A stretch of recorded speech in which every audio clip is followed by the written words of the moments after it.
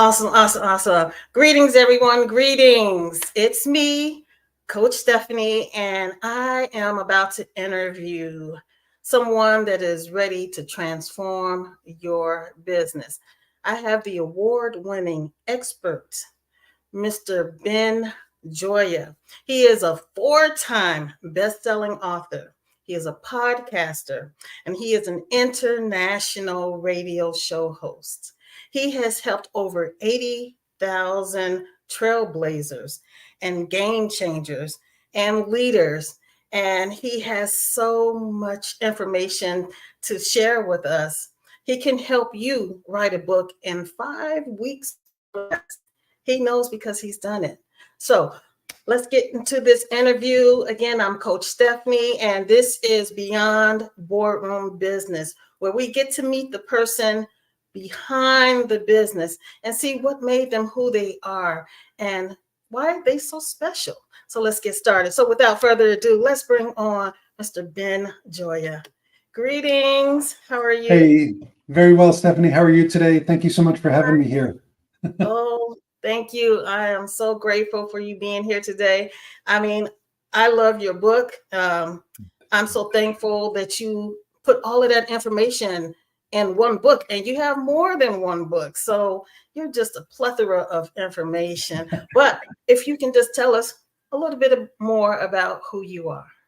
Yeah, thank you. So I've written a few books. Thank you for mentioning that.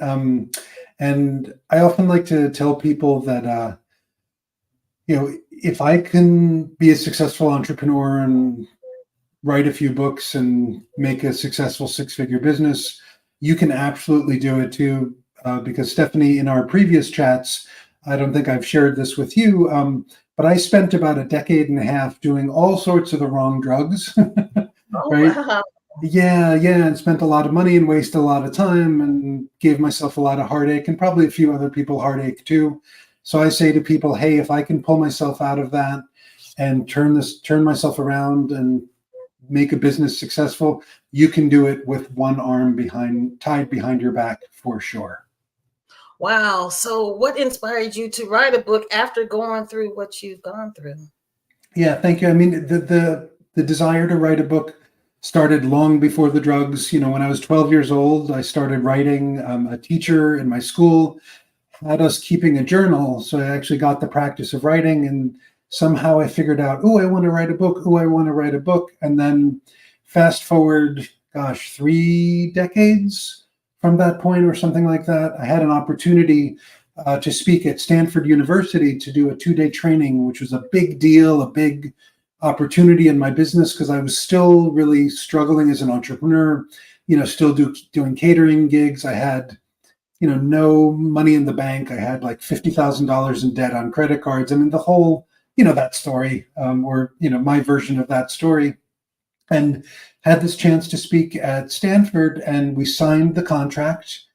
And the event planner said, we're so excited to have you. And I said, I'm so excited to come. By the way, and I had learned this from a business coach of mine, I said to the event planner, by the way, I'm going to show up with autographed copies of my brand new book for everyone in the audience and your staff. So we're talking about 130 free books. And the event planner's thinking, wow, that's super generous. And she said to me, that's super generous. I said, you're welcome. We hung up the phone and I said to myself, oh, crap. I have to write that book that I promised right now. And I only have 6.5 weeks until that event. Yeah. Wow. Yeah. So I wrote the book in 3 weeks, got it produced in 3 weeks, showed up with books. And that was the beginning of my entire business, was from that experience and that success. So were you the one that wrote your book and edited and proofread it and everything, put the cover together, all of the content? I did most of it. I had someone design the cover for me. I had hired somebody to do that. I did do all of the formatting, the editing, etc. And what I realized from that, and I only did that because time was so crunched and I was really doing something, kind of crazy. But for everybody who's listening and all my other books since then, absolutely get professional help for your book. right? Get a professional publisher, and you can get a professional self-publisher, which is definitely what you want to do. You want to do self-publishing 99% of the time because it's better for people like us, literally 99% of the time. But you don't want to do self-publishing on your own. It's a weird kind of name that leads people in the wrong direction. So yes, do professional self-publishing, get your cover designed by a professional, get your book edited by a professional, right? And spend your time writing your book, creating your content, and then spend the other part of your time actually talking to potential clients and strategic partners, because that's where you're going to do the most best thanks to your book. So 5 weeks. Did that stress you out during those 5 weeks of putting it together? Totally. It definitely did. It definitely did. I mean, I had written a book before that, so at least I had a sense of what I needed to do. But that timeline was crazy. I mean, it was definitely super duper tight because not only did I have to write the book, but I had to prepare a 2-day training that Wow. I had to deliver. So it was a lot of and one thing that is a tool and a practice that Stephanie, I know you and I both share, is meditation. So I was Yes. doing a lot of meditation through that time, and that really helped me. It didn't get rid of, the fear or the anxiety, right? But it softened it quite a bit. And I think that's something really important for people to keep in mind, especially if you're just getting started with meditation or you've never thought of doing it before. I mean, first and foremost, yes, you should meditate. It's really good for you. It'll change your life. And even if you can only do it for like a minute a day, you should do it every day. Like, it's really good for you. It's really worth it. And meditation is not a tool to like smash down and push away the things that make you uncomfortable, right? Or make you anxious or whatever that is. It's to soften your reaction and your relationship to them and help you get out of the story and let them kind of be over here and then let them eventually go away on their own. That is so true. I mean, I don't know who I would be if I didn't meditate. So thank you for bringing that up. So Welcome. during your 5 weeks of writing the book, did you schedule or did you wait till it came to you when to start writing? Did you write every day or how did you do that?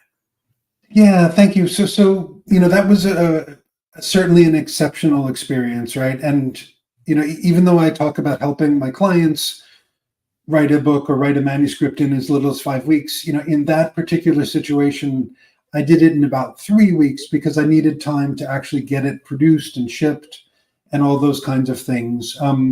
So these days, I tell people don't write every day because it's good to take a rest. It's good to take a break. It's good to let your subconscious do its thing because it's very powerful. But me at that time, I did stuff most of every day and just basically knew that I had approximately 150 pages because I was using the same template as my previous book. Okay. So I knew, okay, about 150 pages, something around 22 or 25,000 words. So I knew kind of how to parse it out. And I did some math and I just started, chipping away going, okay, I need to get this amount of stuff done, every week or every 5 days, just so I know that I'm on track. And quite honestly, there were a lot of mistakes in that book. It was pretty messy.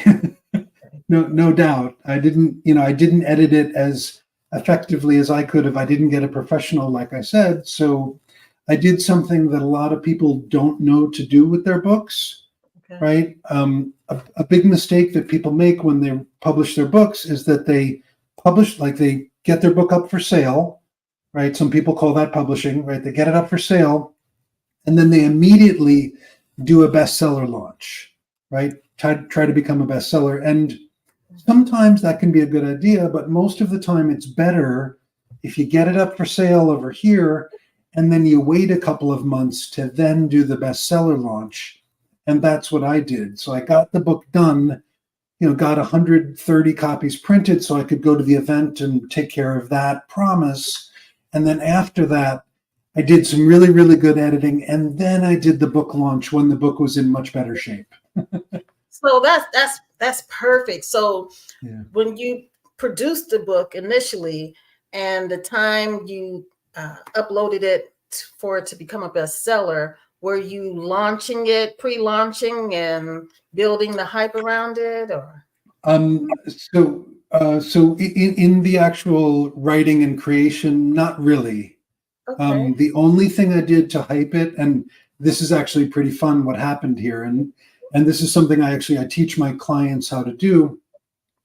As I was frantically writing the book in those 3 weeks, I got somebody to design the cover, like I mentioned. Right.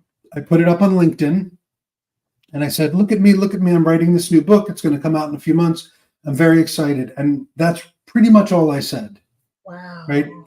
Somebody reached out to me, another consultant, and he said, hey, I'm working with a Fortune 100 company and MIT. We're creating a mindfulness and empathy video game for this Fortune 100 company that's going to be played by 20,000 employees. We saw your book. We want to talk to you about writing the curriculum for the book. Would you be interested in that? Oh my And I God. said, of course I'd be interested in that. And, had I ever written a curriculum? I mean, I've written my own content, but I am not, an official creator of curriculum. But, when things like that happen, you say yes Right. and you make it work, right? When Right. just like the book. And that combination of experiences, the very quick book for Stanford, and then the book cover leading to that Fortune 100 company, which was 10 months of consulting, which is pretty fantastic. I'd basically made 7 times as much money that year than the year before. I went from like broke and hustling to not, which was lovely.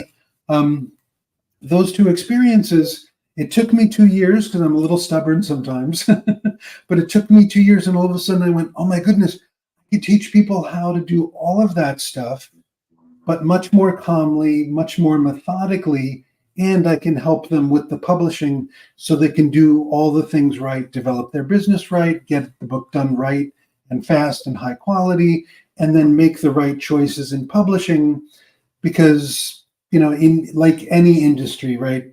Coaching industry, publishing industry, many other industries, there's a lot of dodgy people and there's a lot of dodgy situations, and there's just people who will charge a ton of money, especially publishers who will charge a ton of money for just publishing the book, right? Let's charge you $30,000 just to publish your book, but we're actually not going to help you do marketing. We're not going to help you develop the business. We're not really going to do anything else.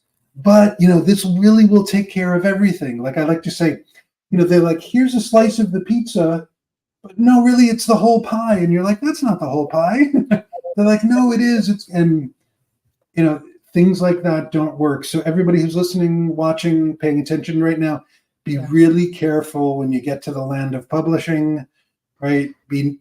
Understand exactly the kind of company you're working with, what they're offering, and how much money they're charging, because there's a lot of sketchy folks out there. And, there are plenty of legitimate businesses who just are charging a lot of money for one piece of the puzzle, and that's their prerogative, but we don't need to work with them because there are much more comprehensive solutions out there.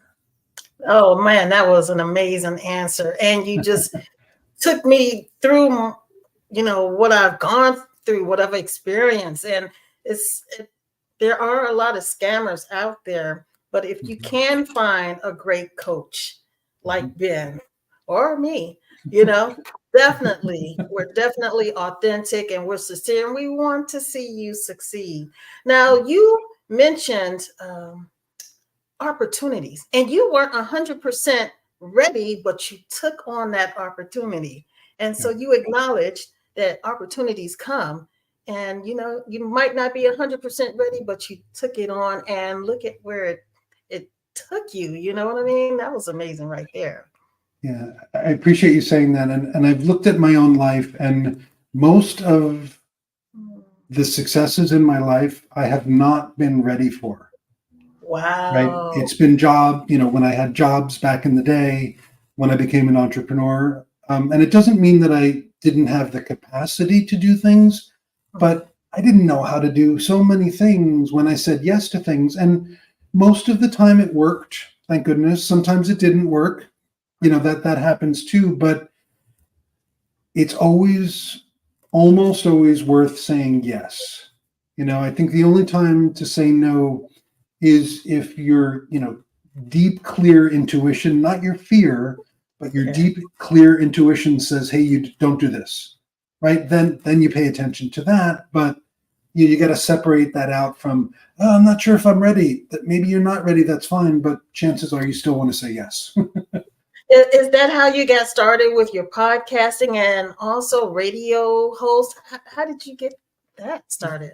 Yeah, that actually came through relationships. So I'm a big fan of developing relationships, meeting as many people as I can, seeing if I can serve and support them first and foremost. Like if I can just help, I try to help people, and then if from there's an opportunity to partner or collaborate or even just promote each other, that's a bonus, right? And one of the things I do is I reach out pretty regularly to new people every day on LinkedIn, to say hello, see if I can support, see if we can meet each other and say hi, if there's any resonance, if there's any alignment. And in doing that a few years ago, I came across my now friend and colleague, Donna Cundy. And Donna is the person I wrote my most recent book with, and we're doing a summit together. We're doing a live event together coming up. And she helps people with podcasts and radio shows. So we started talking, collaborating. I started inviting her to be a guest speaker as part of my events. And then at some point she said, hey, Ben, why don't you do a season of my podcast / global radio show with me called Business Podcasting Made Easy? And I said, oh, it would be my pleasure. And from basically just being a guest on her show, suddenly I was a podcast host, and we were being heard in 184 countries, and that Wow. came because of a relationship. Wow. So tell me more about the summit. How can we find out about it? Oh, thank you. So it's called the Magnetic Influence Summit. So Okay. magneticinfluence.com. Once again, Okay. magneticinfluence.com. So it's let me give the subtitle, and I have to try to remember all the words here. So it's the Magnetic Influence Summit. How to create a successful personal brand so you can attract more of the right clients and make a bigger impact with your podcast or book. Okay. So can you tell us why it's important to have a brand? Yeah, thank you. Because your brand is the thing that's going to set you apart from everyone else, right? Because it's really noisy out there. There's a lot of people, there's a lot of books, there's a lot of podcasts. There are a lot of, just about every, job role, etc., that you can think of. There are lots. There are lots of book coaches. There are a lot of publishers. There are a lot of accountants. There are a lot of consultants, right? So how do you differentiate yourself from those people? I mean, some of it is the work and the quality of service you provide, of course. But the other part is your brand, is through your brand. And a lot of times people kind of get hung up on like, oh, my brand is my logo and my colors. And it's like, those things are an aspect of your brand, yes.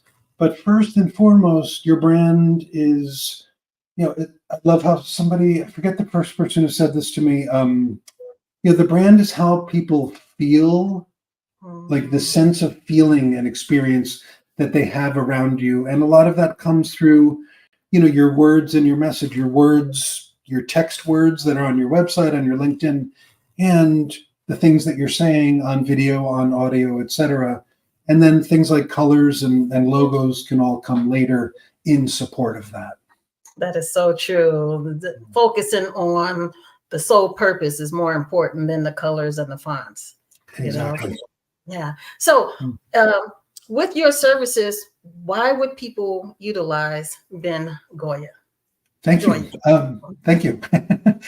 So most book coaches out there, and not that I know every book coach by any means, but what I have seen is that most book coaches for nonfiction business books, right, that type of book that I help people with, write a book that helps the author position themselves as an expert, helps them tell their story, helps them attract clients and strategic partners. Most other coaches what they will do is they will help with the writing of the book. And that's great. But what I do is I do a step before that, a really, really important step.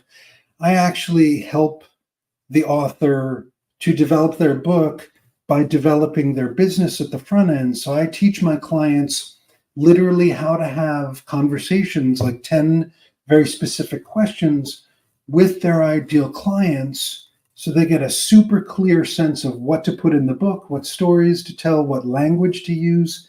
And those conversations can help the author turn that person, that ideal client, into a real client even before the book is published or even written. So Wow. I say, why wait to leverage your book, right? As soon as you have the idea, as soon as you start writing, start having conversations, because not only do you get the clarity and the lens and you're able to get the book done in as little as 5 weeks, but these people that you talk to, your ideal clients, can literally become clients through that Mhm. process. And sometimes the word guarantee sometimes is a little bit tricky for people. But I like to say you can pretty much guarantee the success of your book if you talk to your clients, ideal clients, about the book you're writing. Same applies to a podcast, same applies to a talk, same applies to a training, same applies to pretty much anything that you create. Wow. That is amazing. And they can find you on influencersformula.com. Influencerformula.com is one way, or influencewithaheart.com is the other way. That's awesome. Is there anything else that you would like to leave for the viewers? Oh, thank you. Just a reminder of two things kind of from the beginning of our conversation today, Stephanie. One is that if I can create the success that I've created, you can absolutely do it with one arm tied behind your back. And yes, it's going to be uncomfortable. I still get uncomfortable every day of doing my work, right? And it's just part of the deal. So the trick, if you will, is just practicing not taking it personally, because that stuff's going to come up anyway, right? You're not going to work it out through through therapy, right? It's going to come up anyway, right? So smile, relax, meditate, and just get back to it and be persistent, and the magic will happen. It might not be the magic that you envision specifically, right? So you envision the magic you want and then hold it spaciously in your hand, and let something even better come to you. And then the beautiful part of it is the icing on the cake is the money that follows. You know, Exactly. make money while you sleep. You Yep. know, it's nothing like it. So I Amen. really appreciate you. Thank you so much, Ben. And I will definitely uh, like to interview you again in the Thank near you. future to see how things are going for you. Thank you. Awesome. I appreciate that, and I look forward to it. Okay. All right, thank you. I hope you all enjoyed that interview. I mean, it was amazing. I've learned some things and I've been writing books since 2012. And you are never going to know everything. So it's always inspirational to network with people that have the same information and that can take you that much further. Again, thank you so much, Ben Gioia, for being a part of Beyond Boardroom Business. And again, everyone, I appreciate you. Stay craved on learning, staying inspired, staying positive, and stay blessed. Until then, until the next time, enjoy the rest of your day. And I look forward to seeing you all again.